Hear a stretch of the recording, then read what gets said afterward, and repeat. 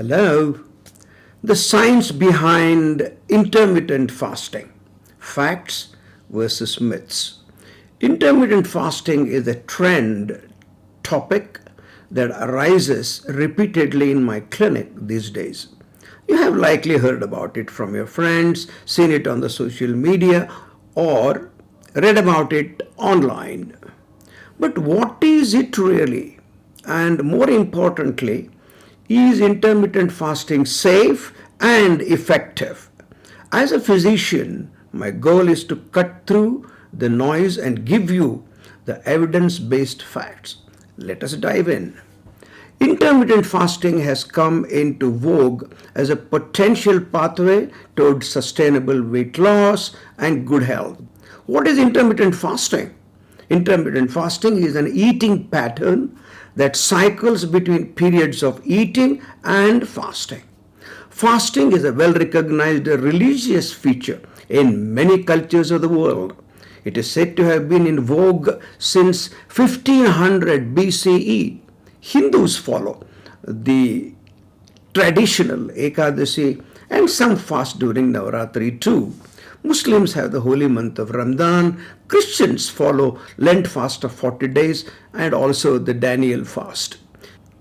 5 types of fasting are commonly discussed. First, you eat daily in an 8-hour window, say around 12 p.m. to 8 p.m. Second one is the 5:2 protocol. Eating normally say 1500 to 2000 calories per day for 5 days. And this amount, of course, depends on the nature of your work, whether you are a farmer, a traveler, an office worker, or a homemaker woman. And the next 2 days of the week, eating with calorie restriction, like 500 to 600 calories per day on the 2 non-consecutive days, very important, like Tuesday and Friday, and not 2 continuous days. The next, alternate day fasting, alternating between normal eating days and fasting or very low calorie days. The next comes 24-hour fast, complete fasting for 24 hours, typically once or twice a week. Next comes the time-restricted eating, limiting food intake to specific hours of the day. How does the body get enough energy during fasting so that you can do your daily tasks and don't miss your office, for example? Firstly, the body uses stored glucose or glycogen from the liver and the muscles. Then it switches to burning fat, producing ketones. Hormonal changes help mobilize these stored energy sources.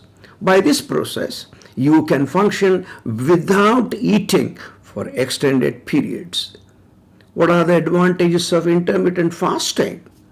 Plenty of research indicates that your body experiences numerous benefits from being in a fasted state.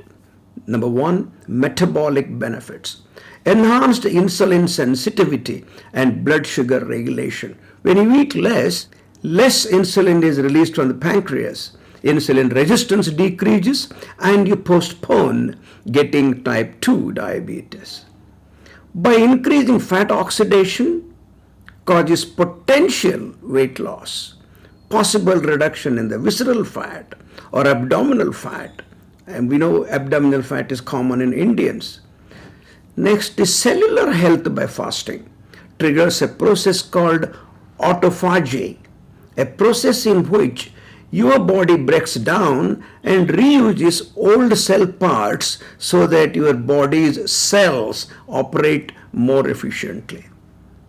Then is the reduction in the oxidative stress and the inflammation by intermittent fasting. It does influence the brain function too. Some evidence suggests improved cognition even in later ages. Longevity research is on whether life can be extended by intermittent fasting. What are the cardiovascular benefits? It can produce beneficial improvement in blood pressure, the bad LDL cholesterol, and of course the triglyceride levels. There is also a possible reduced risk of certain cancers. When the sun has set, our metabolism slows and we sleep.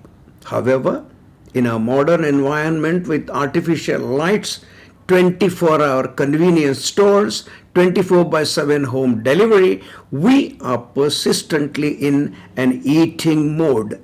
We are not following nature's design of nighttime. In a fully fasted state, your metabolism switches its primary source of fuel from glucose to ketones, a host of cellular signaling to dampen cellular growth pathways and increase cellular repair and recycling mechanisms. One downside of intermittent fasting, loss of lean muscle mass.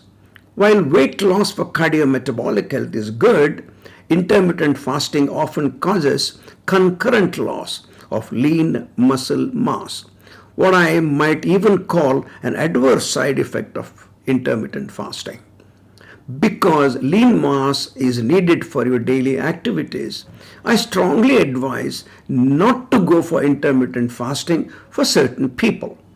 1. Pregnant women or breastfeeding mothers. 2. Individuals with history of eating disorders like what we call, for example, anorexia nervosa.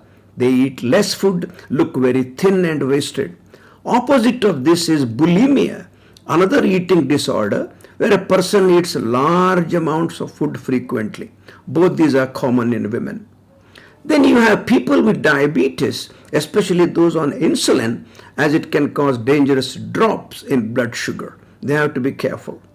Anyone who is underweight or has certain medical conditions need not undergo intermittent fasting. But, this is a big but, if you are overcompensating for the time restriction by indulging in too much of food intake during your eating window, it will not work as a weight loss strategy. You will be fooling yourself. And it may indeed backfire. Your dietary pattern, the quantity and quality of what you eat during window period still matters immensely. It seems clear that in a 24/7 world of around-the-clock eating opportunities, all of us could benefit from aligning with our circadian biology and spending a bit of less time in a fed state and more time in a fasted state each day. Always consult your doctor before you start intermittent fasting. Take care. Bye.